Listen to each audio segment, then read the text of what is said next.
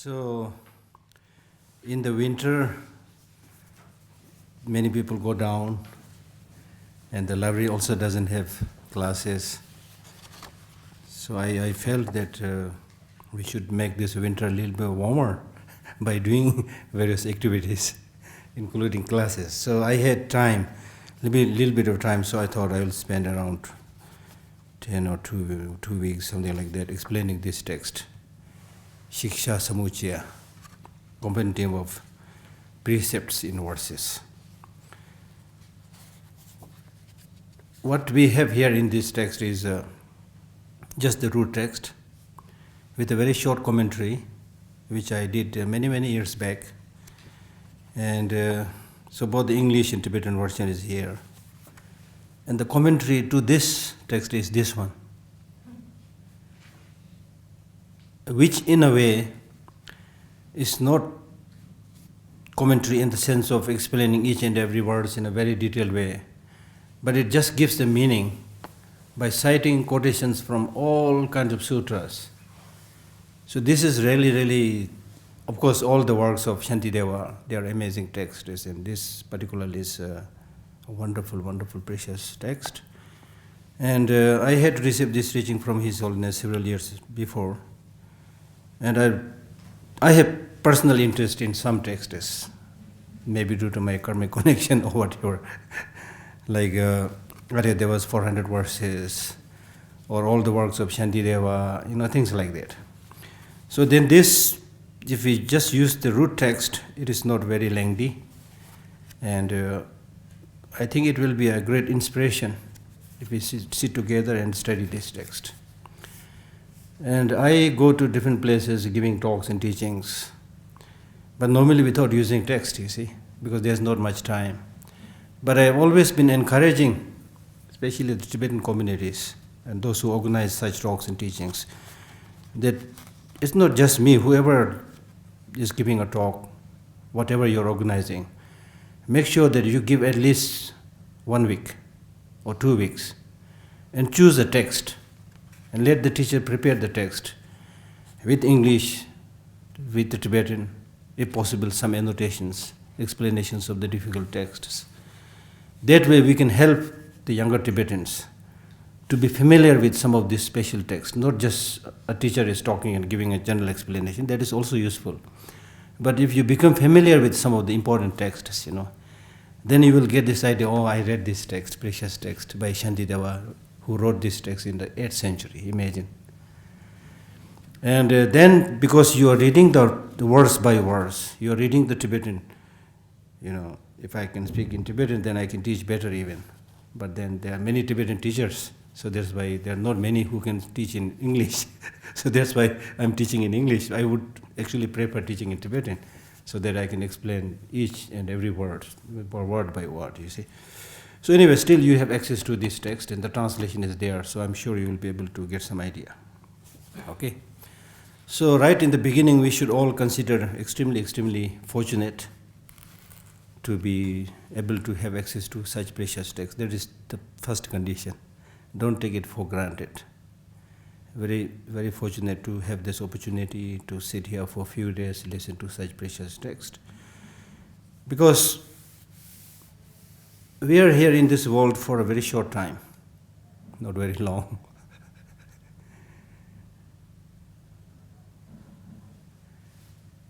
And of course, we all know that we came into this world with nothing.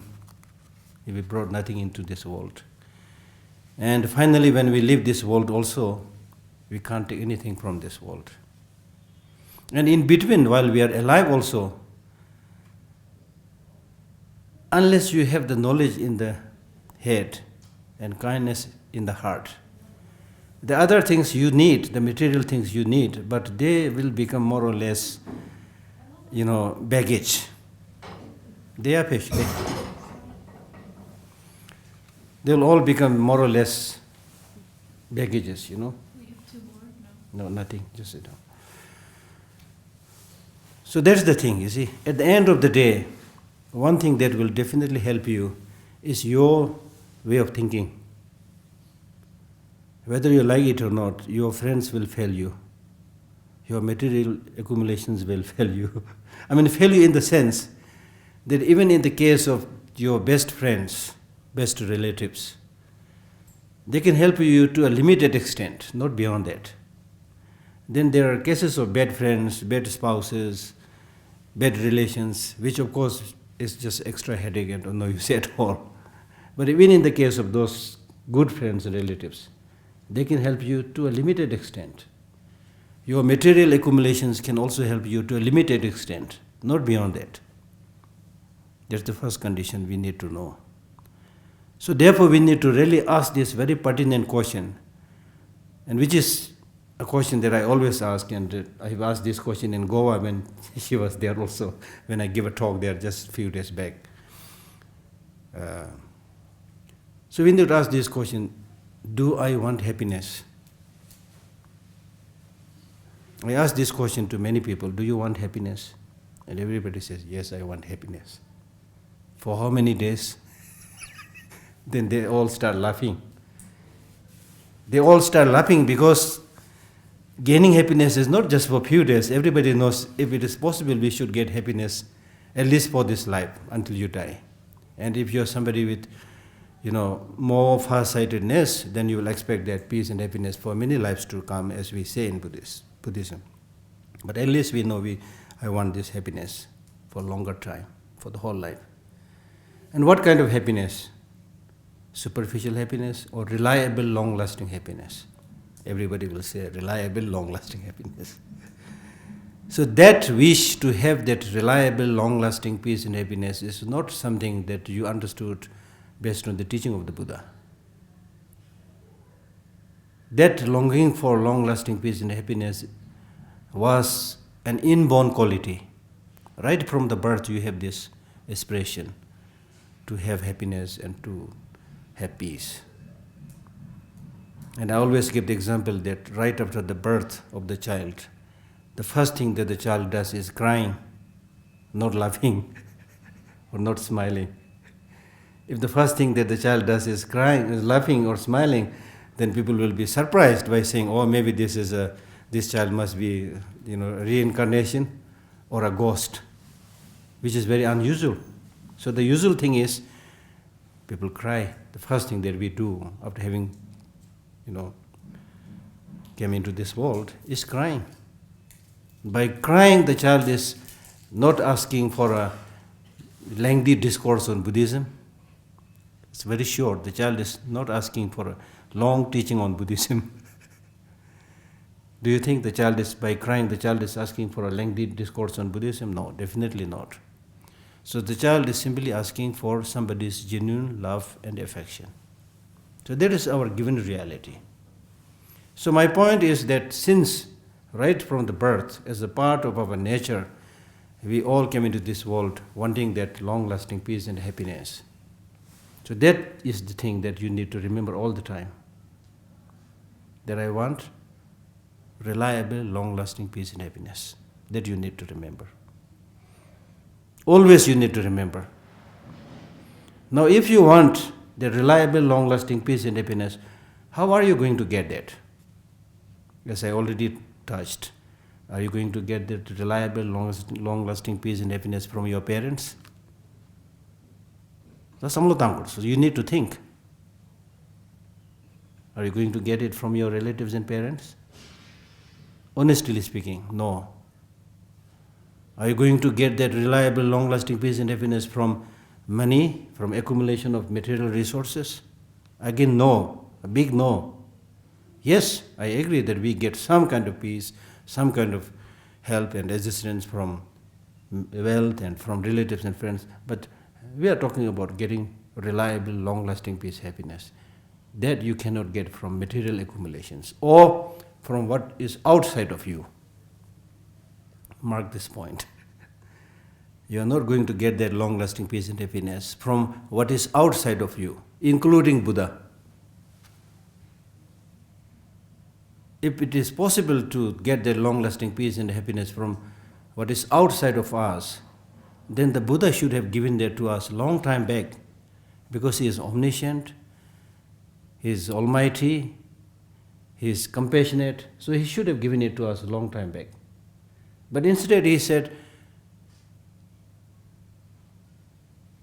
I can show you the path to liberation. Liberation is up to you.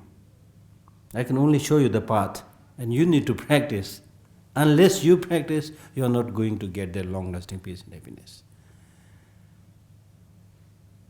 So that's why I like the ordinary phrase that when we meet somebody and then we depart, and then we say, bye, take care. Nobody says, bye, I will take care of you. Bye, I will take care of you. Everybody says, bye, take care. See? Even through using common sense. Bye, take care. You need to take care of yourself. So it is in this context that the Buddha said, self is the protector of the self, no one else can be the protector.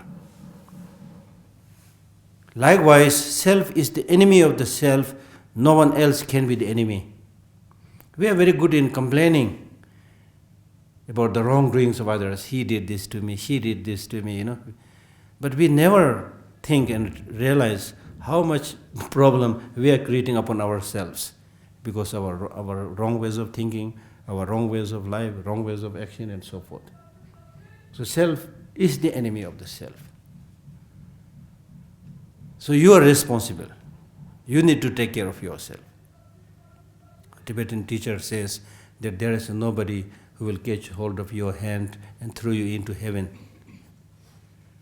However good that person may be, there's nobody who can catch hold of your hand and throw you into heaven.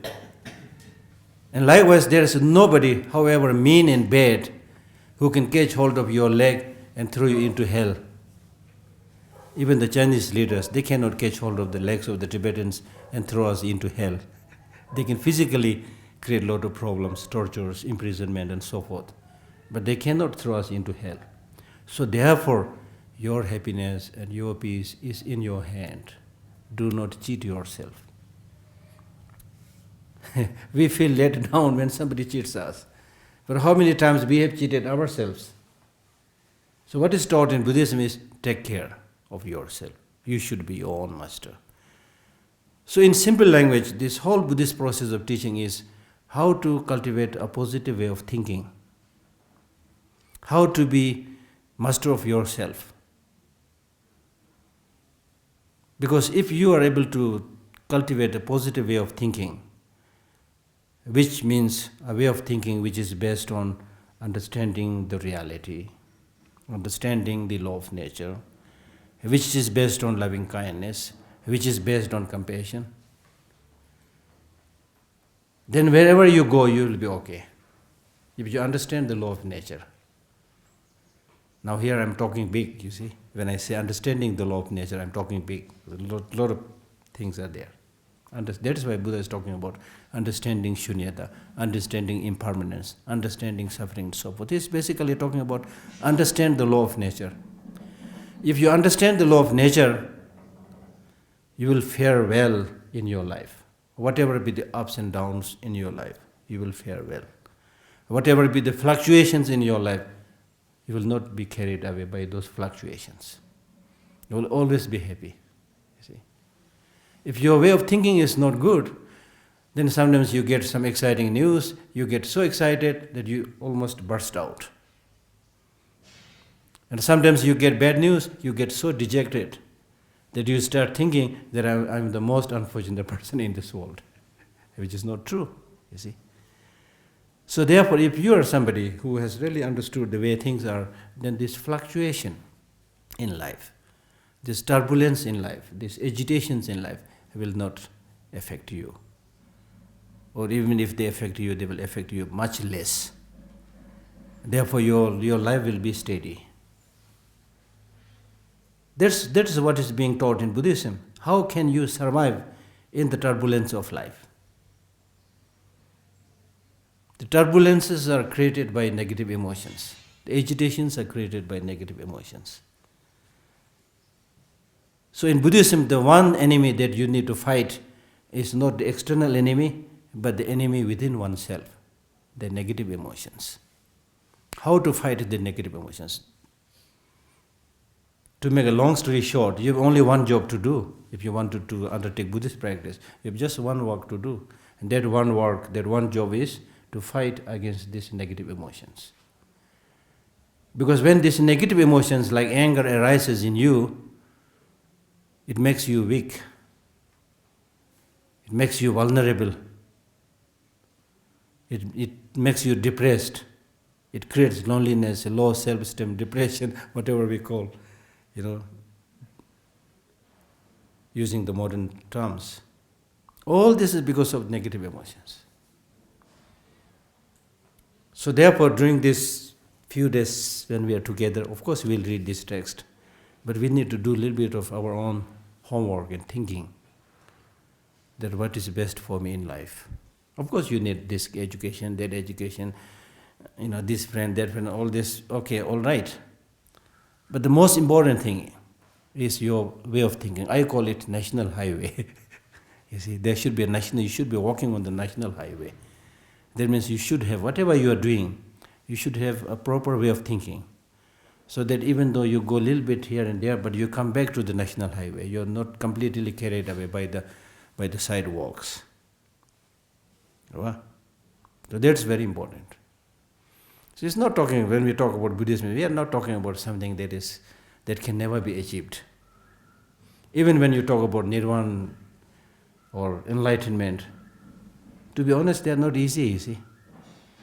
So because they are not easy, people might start thinking, what is the use of Buddhism, you see. People might start thinking, but that is wrong understanding. Your long-term goal is nirvana. Your long-term goal is Buddhahood. But you need to work. You need to start, walking towards that ultimate state from here right now, taking the baby steps.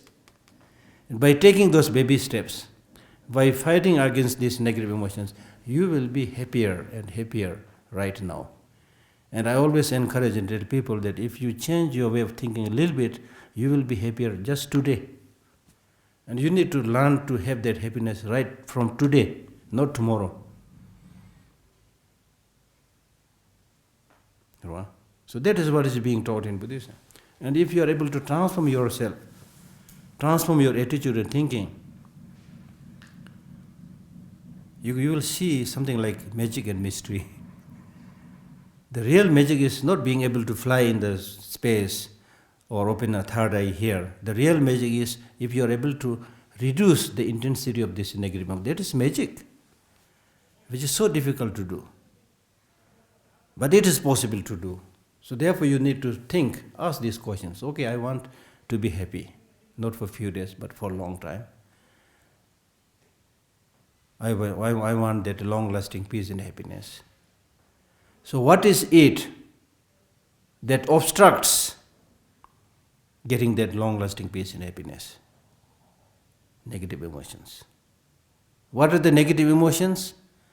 Negative emotions are those emotions which, when arises in your mind, makes you completely turbulent and disturbed. Those are negative emotions. For example, let me give you one example. For example, anger. As soon as anger arises in your mind, you are completely disturbed and agitated. You feel unhappy. There's nobody who right in the morning makes a motivation saying that today I will get angry. There's nobody. Is there anybody who makes a motivation right from the morning saying that today I will get angry? There's nobody who makes such a motivation, meaning that they have some idea that anger is not good. But anyway, in the day, when they go out and work with different people, because of co-workers, because of the working situation, whatever be the case, they get angry. But then at the end of the day, when you reflect back and realize that you got angry on that day, again there's nobody who says that today I was really angry, so I really enjoyed the day. There's nobody. There's nobody. So clearly showing that anger is destructive and negative. So you need to think in this way. When anger arises, it makes you ugly. You want to become ugly? Nobody wants to become ugly. That's why we comb our hair, put some cosmetics, make sure that there's no spot on your face. You look at the mirror, you decorate yourself, make sure that your clothes are properly, done. And in some cases, you also put some ornaments, including golden earrings and so forth. So after all these decorations, ornaments, you get angry. Now, do you look handsome or beautiful? No. See? So therefore, even if you want to become handsome, don't get angry. If you want to become beautiful, don't get angry. And if you don't get angry, and instead, if you have some kind of positive way of thinking, especially patience and compassion within your heart, you will always be smiling. And that smile on the face is the most beautiful thing. That will make you handsome. That will make you beautiful. That will cost you nothing. You see, the smile on the face. Look at the image of the Buddha, or look at His Holiness Dalai Lama, always smiling. Makes everybody happy. You see. People are dying to just get a glimpse of His Holiness Dalai Lama. And that was true at the time of the Buddha also, you see. So what is it that is radiating from them? Genuine expression of love and compassion with that smile, you see. It's the most beautiful decoration. So this is what is taught in Buddhism. So do you think this is useful in your life? Of course. So practice of teaching like Buddhism is, I always say, this is not a luxury. This is a necessity. Necessity. Luxury means you have it, wonderful. You don't have it, okay. It's like living in a, spending your days in a 5-star hotel, If you have enough money, stay in a 5-star hotel, okay. If you don't have enough money, you don't have to stay in a 5-star hotel. You stay in a smaller cottage, smaller room. It's fine. So it's not like that. But you need at least a room to stay. So like that, this spiritual practices. Buddhism is not a religion as we understand in the West. It is a spirituality. It is a science of mind. It is a way of living. Okay? So therefore, it is important to realize how important it is for your own personal well-being and happiness, and how important it is in the society.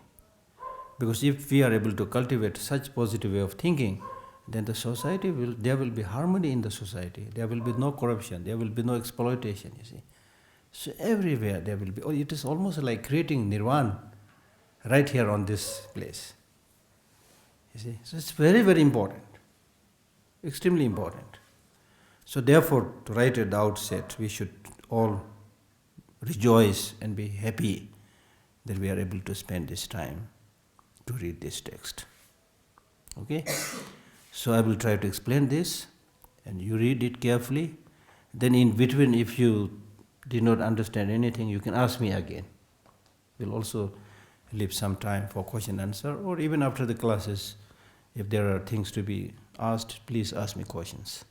The point that we need to do is, after we have finished this text, you should be able to understand this text, or at least the main points. Clear? Clear? If it's not clear, then right on the spot you can ask me, Geshe, what you are saying doesn't make any sense. Ask me a question. So, we'll read from the cover. Compendium of Precepts in Verses.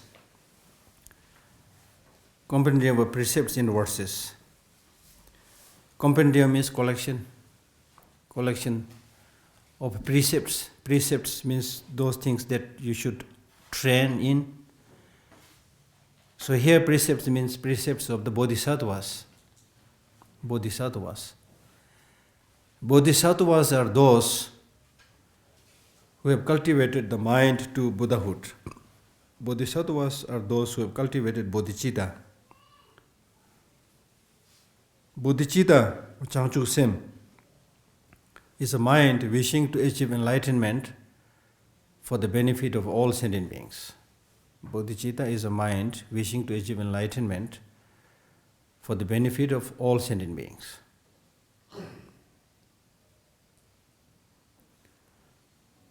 Okay? Bodhicitta. Bodhicitta. Bodhi, enlightenment. Chitta, mind. So, It means mind to enlightenment. That means a mind which aspires to become Buddha for the benefit of all sentient beings. Clear?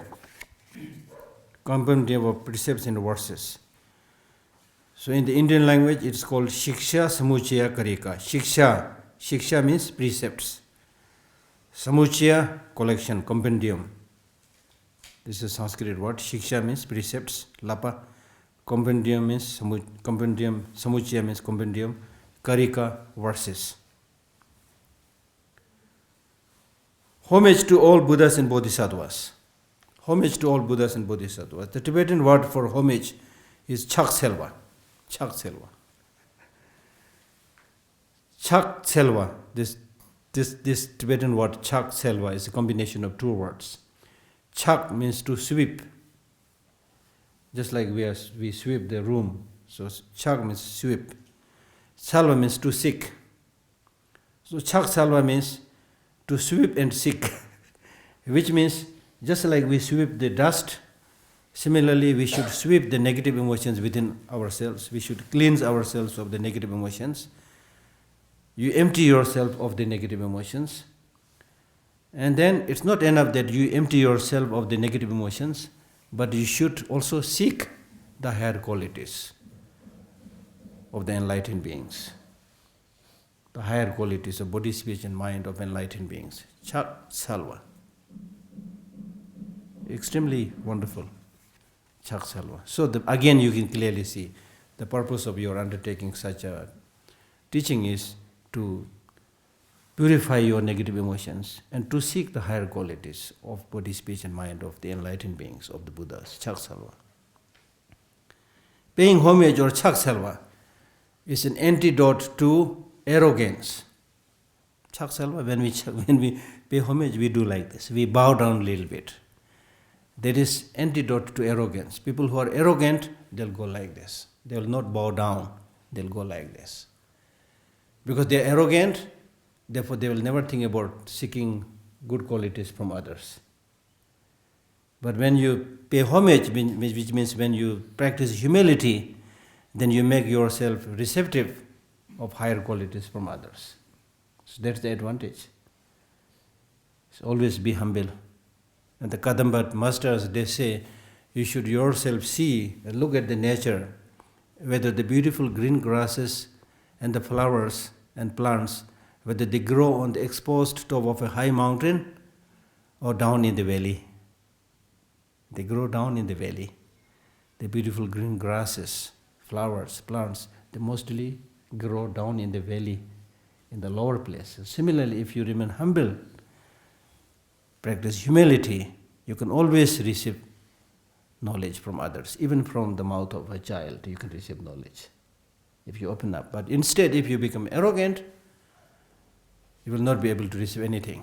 For example, even when you are listening to a teacher, if your motivation to listen to the teacher is to examine him, to find out whether he is a good teacher or not, whether what he is teaching is in accordance with what you already know or not, that's the wrong ways of listening to the teaching, you see.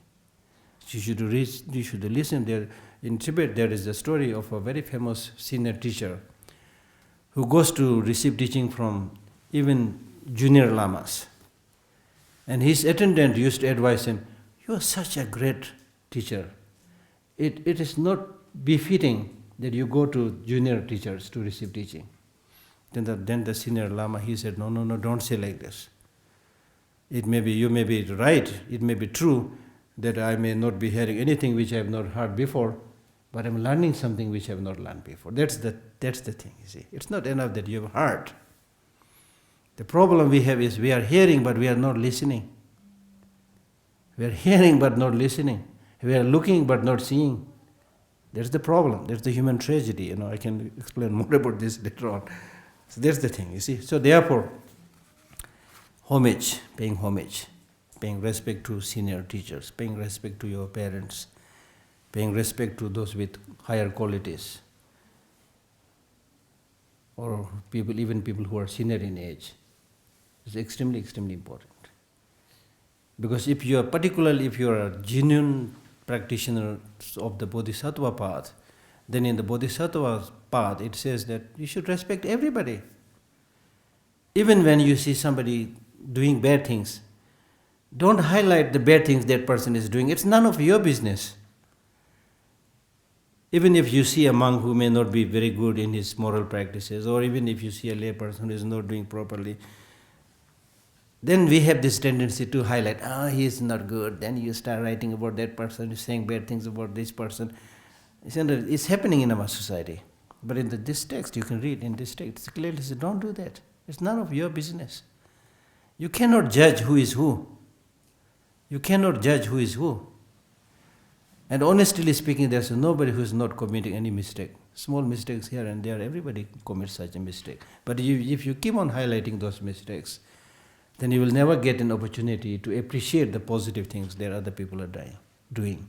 So what we need to do is to encourage each other. Talk about positive qualities. Encourage each other how to cultivate these positive qualities rather than dampening the spirit of other people by their wrongdoings. You see, because a bodhisattva, practitioners of the bodhisattva path, he sees that the Buddha nature is they are in everybody. You have Buddha nature, you have Buddha nature, everybody has Buddha nature. For example, if you want to take care of a very costly tree, then when you plant the seed for that very costly tree, then you will cherish that seed. Make sure that it's watered, make sure there's enough sunshine, make sure there's enough moisture and all the other requirements.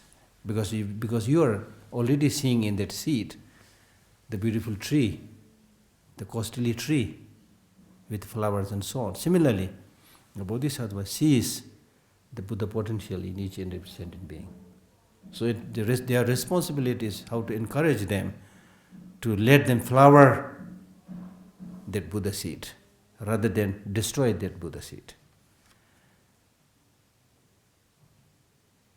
So that is why it is important to write in the beginning, homage to all the Buddhas. Who are the Buddhas?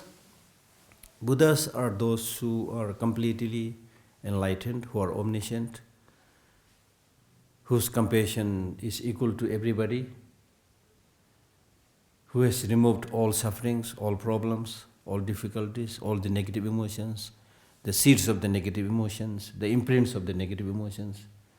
So those are called the Buddhas, the enlightened beings. Bodhisattvas are those who have cultivated bodhicitta, and I've already explained bodhicitta. Clear? So the cover is clear? I may do an examination in the end. Okay, then the next first page. So now, before I start the text, you need to understand the content of this text. This text is what this text is talking about. Without reading this text, let me discuss this. What this text is talking about. This text is talking about the precepts of a bodhisattva.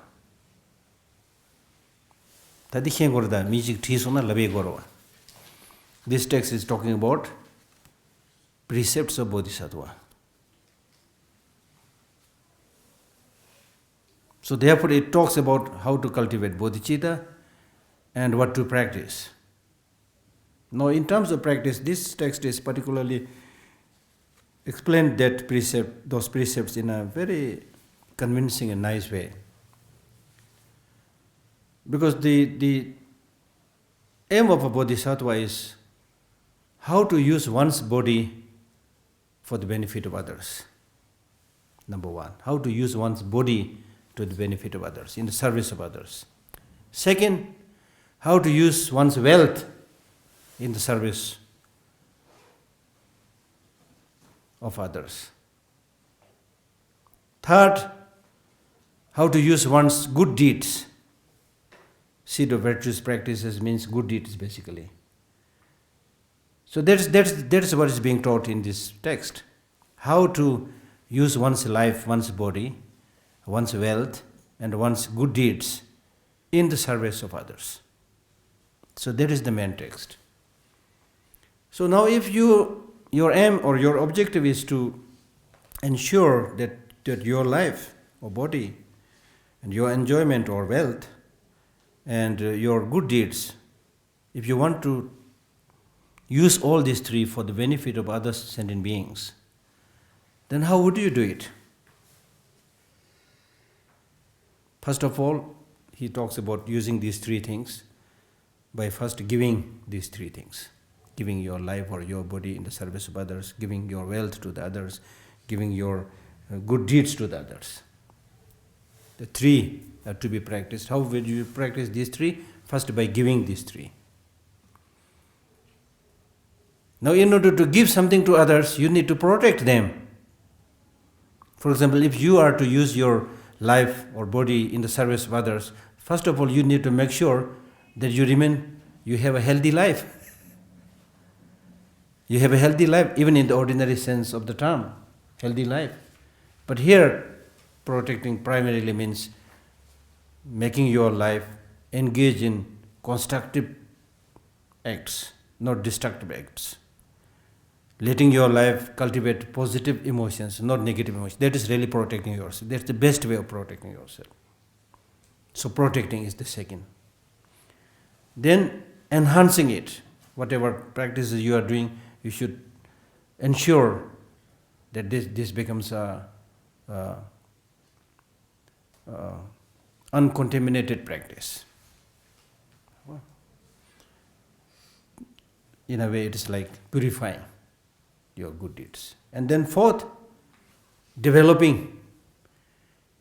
Because when you talk about using these three things to help other sentient beings, what is the number of the sentient beings?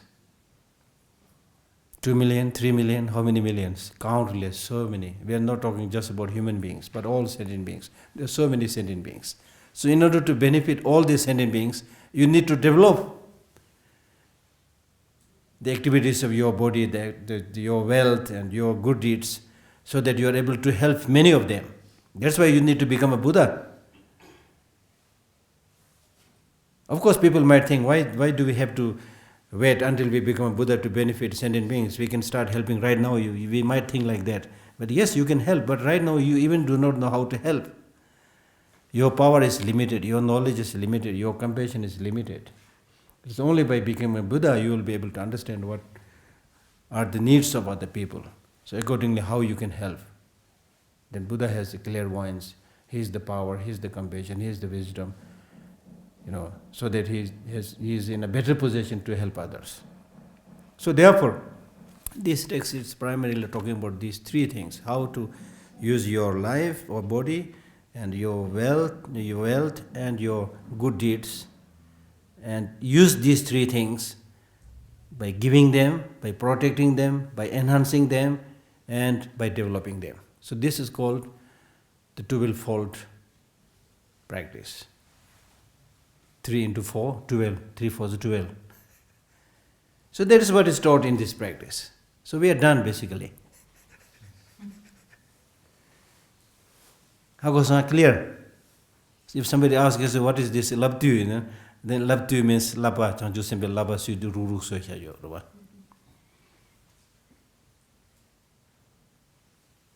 This one? Okay. And then by undertaking such a practice, this text is of course talking about this practice of the 6 perfections. Because when we talk about the Bodhisattva precepts, then we are talking about the practices of the Bodhisattva. The Bodhisattva practices are countless. Because the needs of sentient beings are countless, their practices are countless. But if we are to summarize them, it can be primarily summarized into the practice of the 6 perfections, which are generosity or giving, morality, patience, perseverance or effort, concentration and wisdom, 6 perfections. So that will also be taught in this text. Clear? So first we will be discussing about the practice of giving.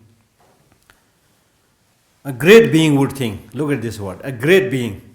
If you want to remain an ordinary person, you don't have to think. If you want to become a good person, a great person, you see, a great person is great not in terms of physical size, but in terms of his thinking. As is outlined in the very beginning of the Lamb of the Path by Atisha, when he explains about three types of individual: the small individual, the middling individual, and the great individual.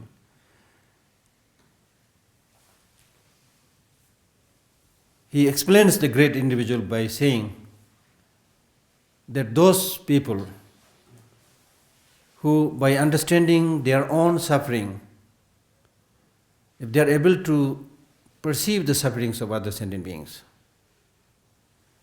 and develops a wish to completely uproot the sufferings of other sentient beings and lead them to the path of achieving Buddhahood, such a person is called great individual. Great individual.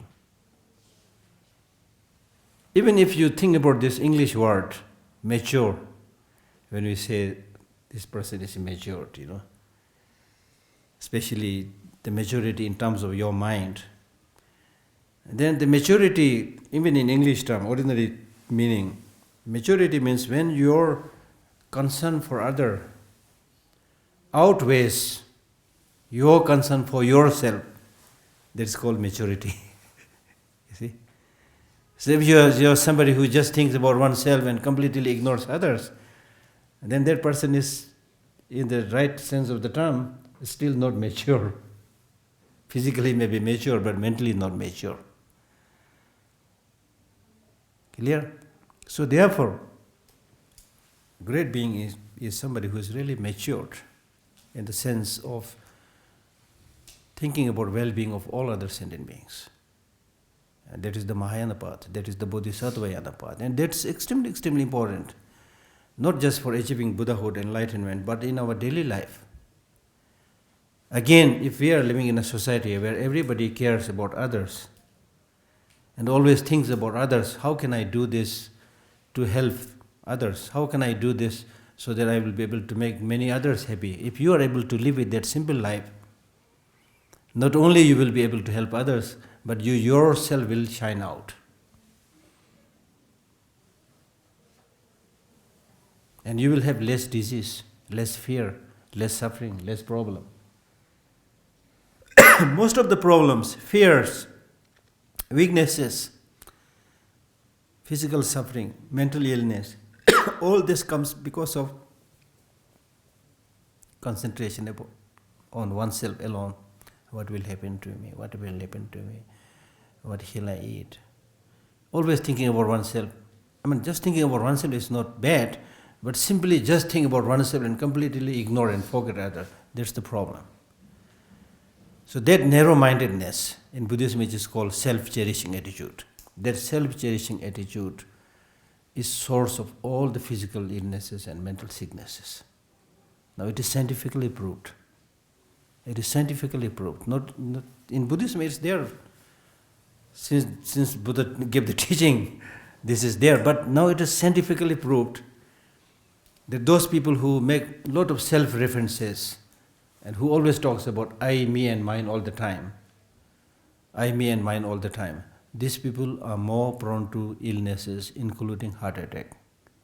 This is scientifically proved, and I had the opportunity to attend that meeting in New York when His Holiness was having a discussion with some of the leading scientists. There was a scientist who came with data saying that people who make a lot of self-references and talk about I, me and mine all the time, they are prone to all kinds of illnesses, including heart attack. And in Buddhism it is there, as I said long time back. For example, if you read Chandakirti's Madhyamika Avatara, right in the beginning of the text, it talks about the illnesses that you will get by making these self-references. So again, if you genuinely want that long-lasting peace and happiness, then think more about others. Now when we talk about thinking more about others, taking care more of others, we are not asking you to do a sacrifice. We are simply asking that this is for your own goodness. This is for your own well-being. And His Holiness the Dalai Lama makes it very clear by saying, if you want to be selfish, be wisely selfish. Be wisely selfish. That means the ordinary way of being selfish is the stupid way of being selfish, because you think just about yourself and completely forget others. And the end result is that you'll get all the diseases, including the modern diseases like loneliness and so forth. So be wisely selfish means take more care about others and you will reap the benefit. There's the again law of nature, you see. Okay? So, the great being would think. Great being would think. A great being would think. See, I just want to focus on each of these words. A great being would think. Great being, number one. Great being is somebody who thinks more about the well-being of others. Number two, a great being would think. Ordinary people would not even think. They'll just take life for granted, and though they just go about in their daily life without thinking. Honestly speaking, people don't think. They're simply led by others. So we live a life like that of a cattle, which is always led by others and have not much sense of direction, you see. So great being would think. So I like this word, think. So in our case also, one very important feature in Buddhism is to think, to find things by yourself, not simply listening to a teacher, not even simply listening to the Buddha. Of course you can listen, but after having listened to the teaching, then you need to think. You need to find out the truth and validity of that teaching. Just like a scientist, use your logic, use your reason, think.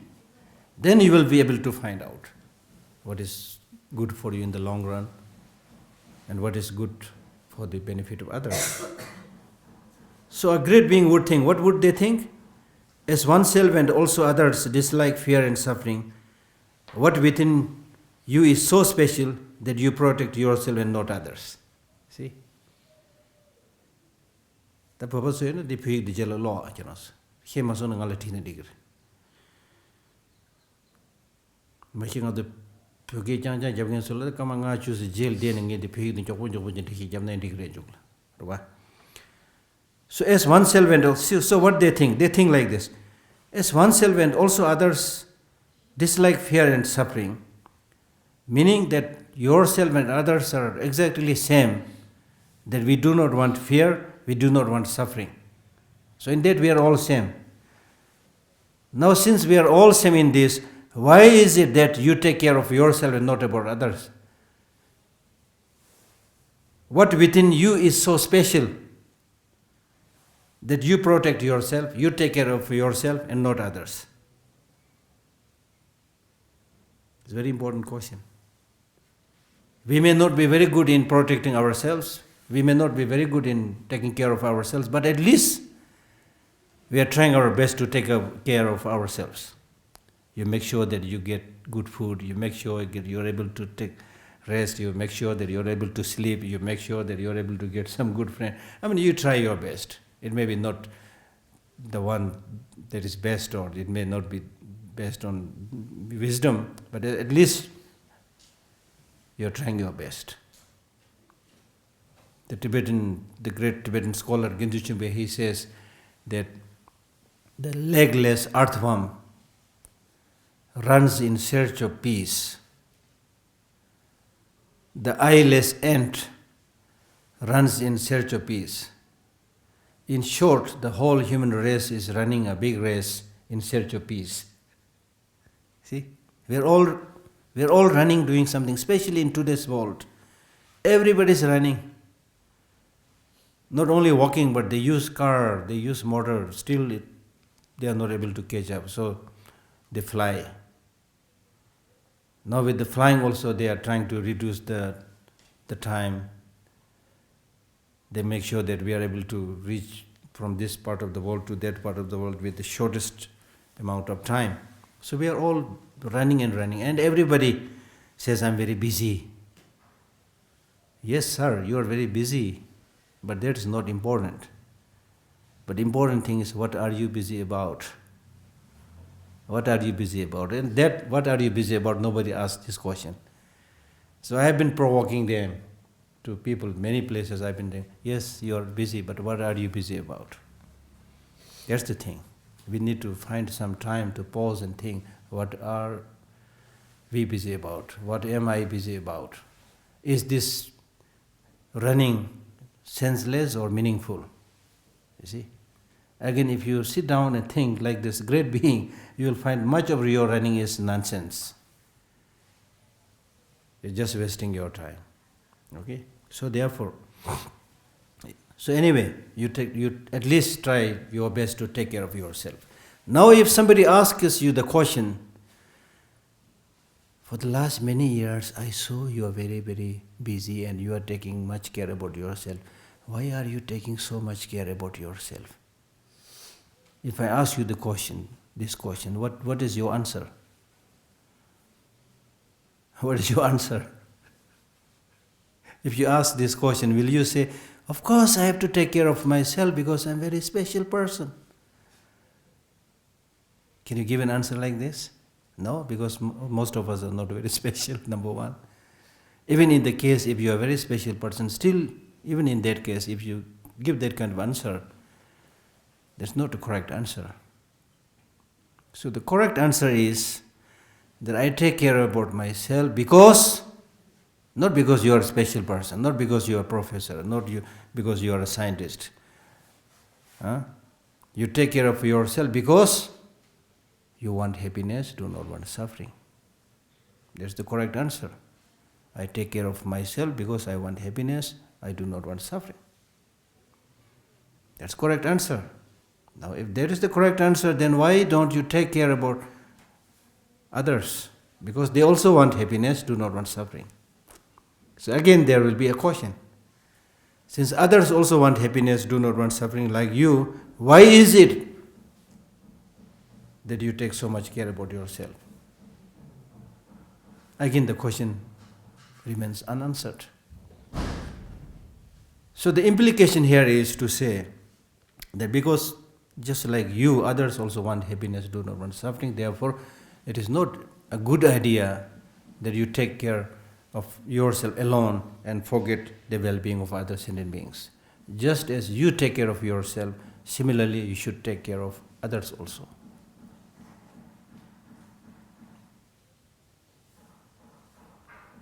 So here you need to think about this because you are now a human being, thinking, living, intelligent human being. So therefore you need to think about this. If you are born as a cow or a dog, you don't have to think about this. You can't think about these things because you don't have the capacity to think about this.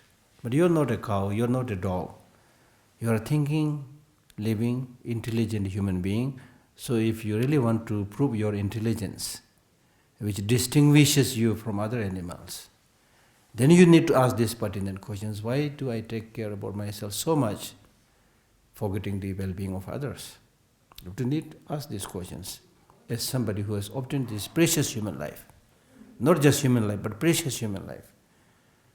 A precious human life is a life with all the sense faculties intact. So you need to ask these questions. Of course, you will try to answer this back because if you do not want to help others, then you will again try to rebut this by saying that yes, it is true that others also want happiness, do not want suffering, just like myself, but the others will take care of themselves, I will take care of myself.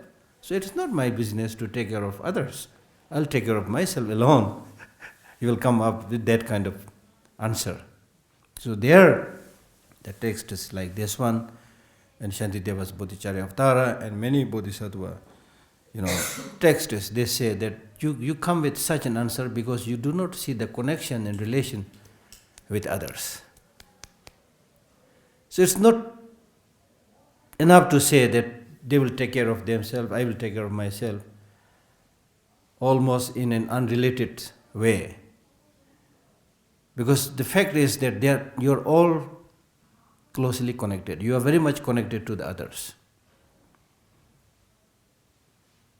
So it's not justifiable to say that because they are others, I don't have to take care of them. In which case, some of these texts say that in which case you should not take care of the hand should not take care of the leg, because leg and hand are separate. If there is a problem with your leg, why should the hand go down to help the leg? They are separate. Leg is leg is not hand. Then of course you will say, oh yeah, that is true, leg is not hand, but it is my leg. And my hand and leg are related. It is a part of myself, therefore I need to go down to help the suffering leg.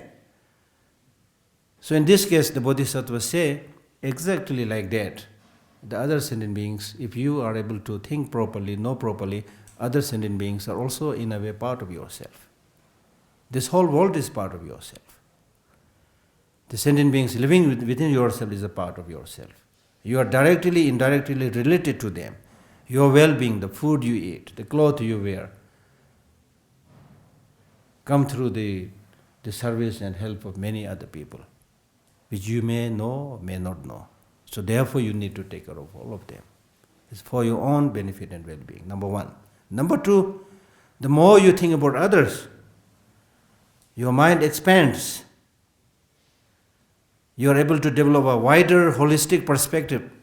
When you are able to develop a wider holistic perspective, you will not be bogged down by narrow-minded selfishness.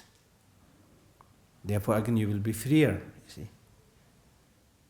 When you think big, more about others, you open up. It's very liberating. It's very freeing. But if you instead think just about yourself, it is suffocating, you see. So that's the difference. So therefore, as oneself and also others dislike fear of any kind, suffering of any kind, physical suffering, mental suffering, there are so many types of sufferings are there. So this being the case, what within you is so special, so when you look in this way, when you scrutinize in this way, you don't find anything special in you, that you protect yourself and not others.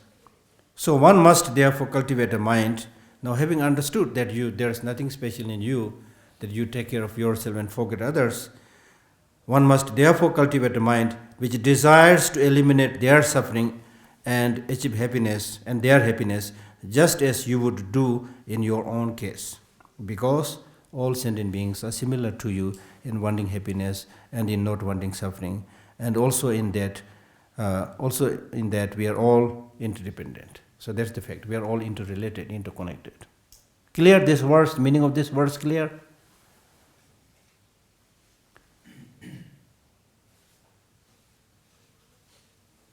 Clear? Second verse. Now having understood in this way, those who desire to end suffering and to achieve ultimate happiness should stabilize the root of faith and then stabilize the mind of enlightenment. So now here, since we are talking about cultivating bodhicitta, before practicing the Bodhisattva precepts, we need to cultivate bodhicitta. Cultivation of bodhicitta is rooted in the cultivation of a special attitude. That means willingness to help others. Special sense of responsibility. And the cultivation of that special sense of responsibility is rooted in the development of great compassion towards all other sentient beings. And what is compassion? Compassion is a mind which says, how nice if I am able to remove the sufferings of all sentient beings. How nice if I am able to remove the sufferings of all sentient beings. So that is a must. In order to cultivate that bodhicitta, you must cultivate a special sense of responsibility and that compassion towards all sentient beings. That's possible if you think carefully. Like for example, when you suffer, when you have a problem, you don't like it. You feel miserable. So similarly, when others are suffering, you should be able to understand that. And through that way, if you are able to at least cultivate some kind of compassion, at least a kind of facsimile compassion, That will help you develop the wish to achieve Buddhahood for the benefit of all sentient beings.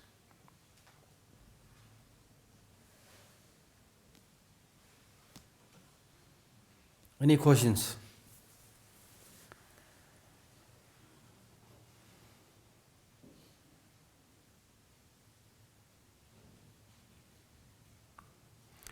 Those who wish to end suffering.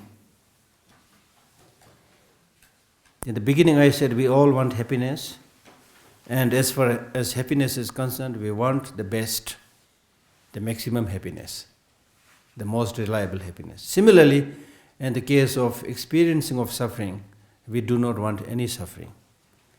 We do not want even the tiniest bit of suffering, just like the bite of a mosquito we don't want.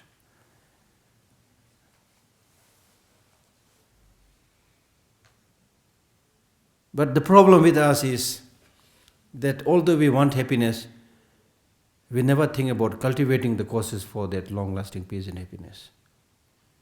Although we do not want suffering, but we never think about removing the causes of suffering. We continue to cultivate the causes of suffering, and because we continue to cultivate the causes of suffering, we continue to experience suffering. That's the problem.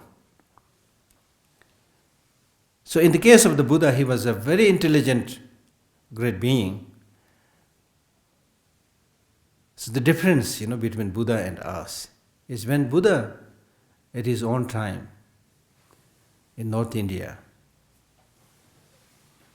he lived a very luxurious life of a prince. And he had all the most beautiful young women at his disposal,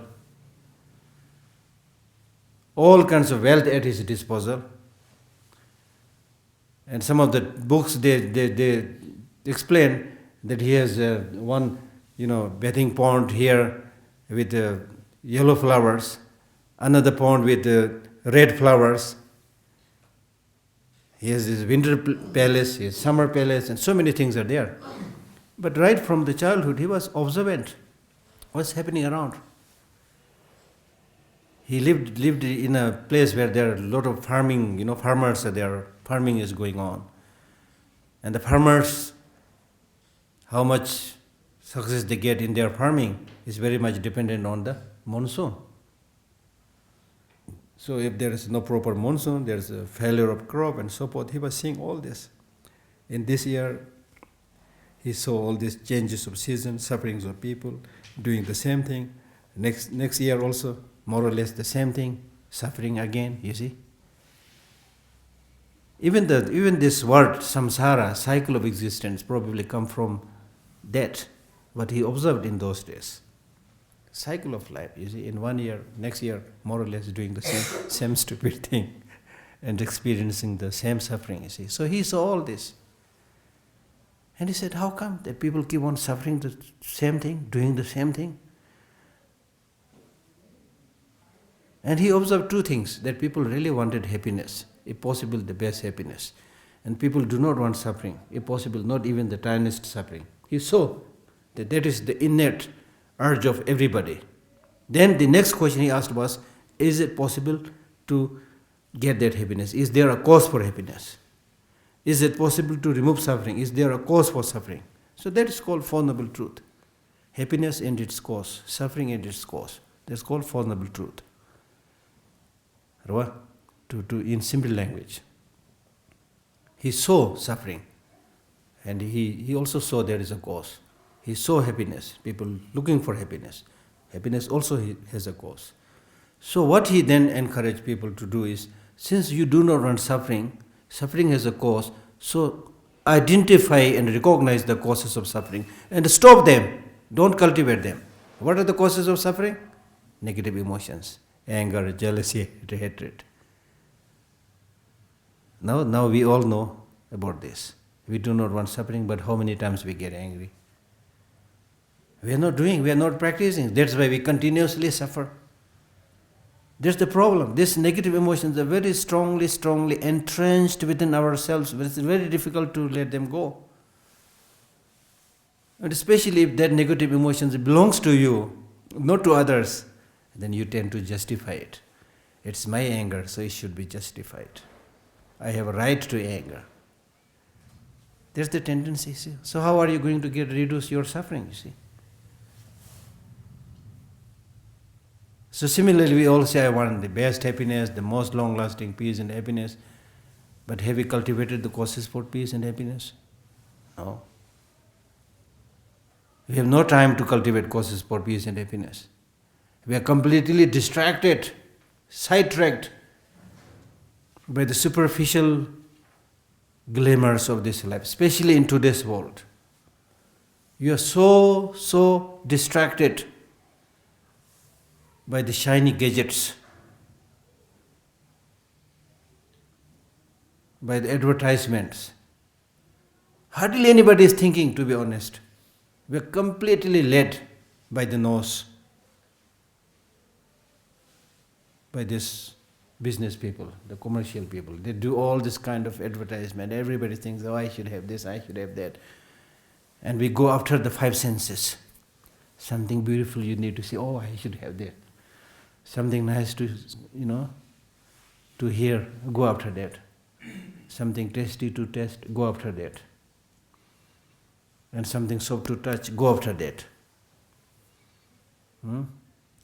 Something fragrant to smell, go after that. So we become a slave to the dictates of the five senses.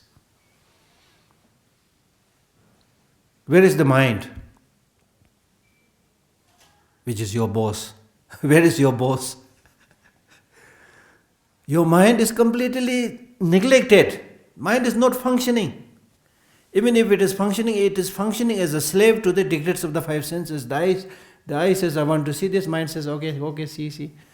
The ear says, I want to listen to this. Mind says, okay, listen to this. The mind becomes powerless, completely powerless and helpless, and you go after these sensual objects. Right in the beginning I told you, happiness is to be cultivated from within yourself. It will not come from what is outside of you. But the way we are living our life is that we feel that happiness will come from outside. It will come from buying things. And we are already gone to such an extent that many people are under the impression that everything can be bought today. Your peace, your happiness, everything can be bought. If you have the money, everything can be bought. That is the tendency and impression that we have today, unfortunately. And you buy something, you will be happy. And if you are not happy, then okay, change the product. Buy another one, you will be happier. This mobile phone is not the latest one, update it. I will be happier. Nobody updates the internal mind. Your mind is the same stupid old mind as it was when you were born, not updated at all probably. That's the tragedy. Still we praise ourselves by saying we are living in the age of information. Yes, you are living in the age of information, but what kind of information you are getting? Most of the information you are getting is junk information. And the Buddha in one of his sutra clearly says, don't make your mind a dustbin. Your mind is not a dustbin. So if you put all kind of useless information in your mind, then it's nobody but yourself who is making your mind a dustbin. So see how much you are taking care about yourself, you see. So therefore, the thrust and focus of Buddhist practice is internal. That's why we talk about meditation. Use your mind. Change it, transform it, empower it. Make your mind habituated with positive qualities, positive emotions. From there, then you will get the strength, you will get the patience, you will get wisdom. Then you will be able to fare well in your life. Instead, if you let yourself completely enslaved by the dictates of the five senses, you will never be able to come out from those quagmires of desire. So again, you can clearly see you are your own master. Your problems, your sufferings are created by yourself. So if you change your attitude a little bit, there will be huge difference. Therefore, some of the Buddhist teachers, they say, even with a motivation to do some practice, even if you change the position of your neck, you can make a difference. Meaning that if you are seeing something which is not good, which is disturbing, instead of seeing that, you see here, there's a difference, you see. So you can do that. You can do that.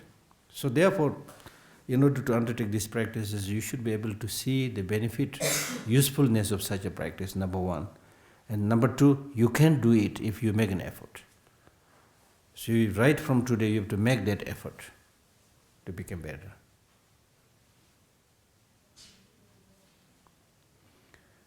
So genuinely, if you are one who desires to end suffering, not just talking, but if you genuinely want to end suffering, and if you genuinely, not just talking, but from the depth of your heart, if you are aspiring to achieve that ultimate happiness, then you need to do few things. One, you should stabilize in the root of faith. That means you should develop faith in the teachings. Number one. Number two, then stabilize the mind of enlightenment. That means then you should strengthen your bodhicitta, practice of bodhicitta. The two things you need to do. Now first is developing faith. Now when we talk about developing faith, there are two ways of developing faith. One is the way of the intelligent people. Another is the way of people whose mind is blunt, which means who are not very intelligent. So here in the Bodhisattva yana practice, the way you cultivate your faith should be the way of the intelligent person. So intelligent person cultivates faith not just out of ignorance. It is not blind faith, but he cultivates that faith based on knowledge, based on understanding, based on experiment, based on observation. So he's talking about cultivating that faith. He's not talking about cultivating blind faith. He's not saying just close your mind, eye, and then develop devotion to the Buddha and all problems will be solved. He's not talking about that. He's simply saying that you should cultivate a faith which is based on knowledge, which is based on understanding. So there are basically, sometimes we talk about 3 types of faith, sometimes we talk about 4 types of faiths. The first kind of faith is called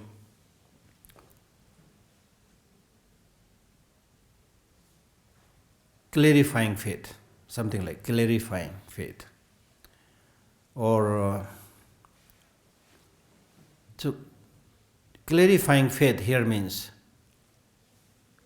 that your mind has appreciation, your mind has liking towards the teaching. There is appreciation towards the teaching of the Buddha. And that appreciation will of course come by studying. And without studying, how will you be able to appreciate it? So once you see the qualities of the Buddha, qualities of the Dharma, qualities of the Sangha, you are able to develop such a strong appreciation that your mind will become pure and clear. How nice if I'm able to get this. Oh, these teachings are so precious. When you see a text, you put it on your head, Make sure that you are not jumping on that. When you see the image of the Buddha, you bow down. You see, all these things are now gradually disappearing, you see. In ancient times, people used to have that. They may or may not know, but at least there was this tradition of doing these things. But now these are disappearing, you see.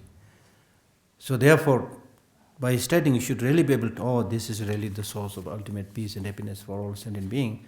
So with that understanding, you regard this as something very holy, very sacred. Therefore, whenever you see holy text, holy images, great being, you develop that genuine appreciation and happiness. Just like a person with a lot of desire sees a very beautiful woman. That's the example. A person with a strong craving and desire, attachment, sees a beautiful woman. His mind just goes into that. Wow, how nice I can talk to this beautiful woman. Things like that. So to the Dharma, to the Buddha, to the Sangha, if you are able to develop that kind of appreciation and feeling of closeness, that is called clarifying faith. Second kind of faith is called trusting faith. Trusting faith. Because now you have studied the text, you have understood the meaning, so therefore you have this confirmation, thinking that if I really practice it, I will be happier. I can bring happiness in the mind of many other people. So you are able to develop that genuine trust. There is a story of a very old Tibetan woman, an old story. So she used to have a lot of faith to all the monks, sanghas. And of course, among sanghas, you will find some of the sanghas very naughty, misbehaved, So there was one monk who cheated her. Then somebody came and ridiculed her by saying, "Look, old woman, this is what you are going to get. Because you had so much faith to these monks, so this is what you get, you are now cheated." This old woman says, whatever be the case, I still have faith to the sanghas. See, that's the thing, you see. When you see the bigger picture, when you understand the meaning, you will not be carried away by small things happening here and there. So that kind of faith is called trusting faith. Just like a small child trusting her mother. That's the example. Look at small kids, their trust to the mother is so much that they think that my mother is everything. My mother is almost like, to that small child, the child may be thinking, my mother knows everything. She can do everything for me, Of course, she doesn't know everything, she cannot do everything, but still the child has that trust. So that kind of trust has to be there. And the third kind of faith is called aspiring faith. That means having seen all these qualities of body, speech and mind of the Buddha, you should develop this genuine wish that this is really great, how nice if I'm able to develop all these qualities within myself. You aspire to achieve those qualities. Just like a person who is thirsty and looking for water. If you're thirsty and looking for water, then always you're thinking about water.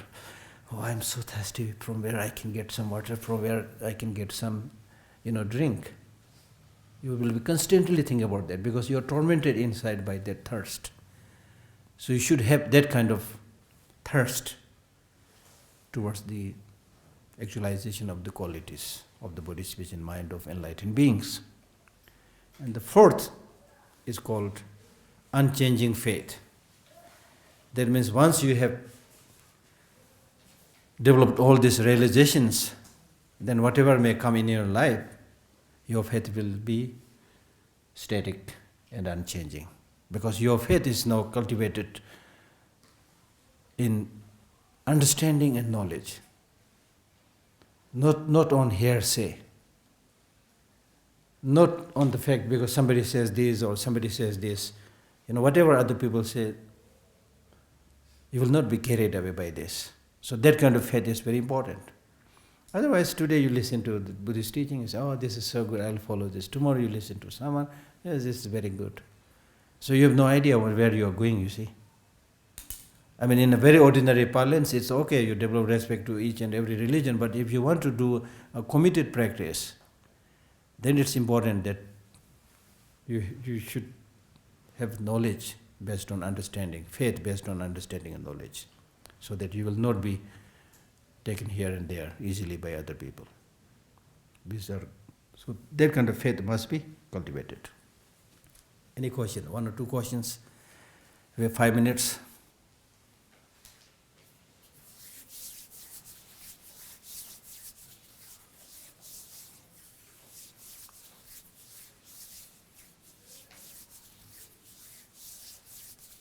No questions?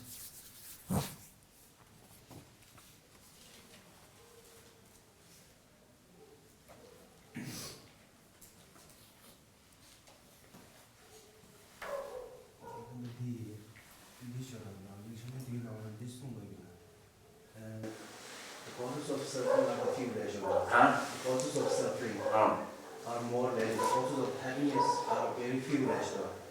Not just do it in the something happiness is worldwide.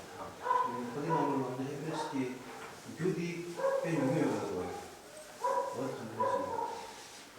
although you want happiness, the causes of happiness are far and wide. Although you do not want suffering, the causes of sufferings are in plenty. Because the causes of suffering you have cultivated a lot from beginningless lifetime. So you have anger ready there, attachment ready there, ignorance ready there, all kind of negative emotions are there, they are in plenty. The causes of happiness, like compassion, you don't have much, wisdom, you don't have much. So that's the meaning. I'm not talking about external situations. External situations are more or less same.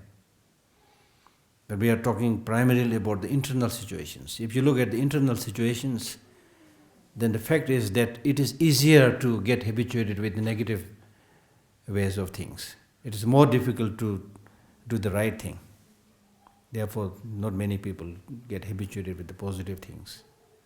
You see, when you do something negative, a little bit mischievous, there's some kind of temporary fun, so you go after that.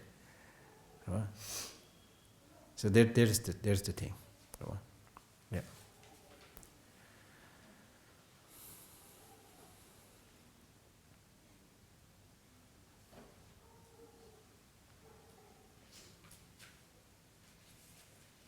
No questions? Then stop here today. Thank you.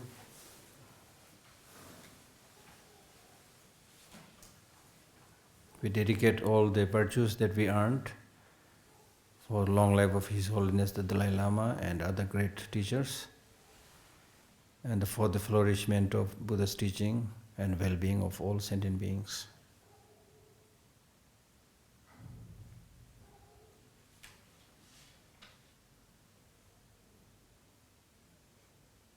Thank you.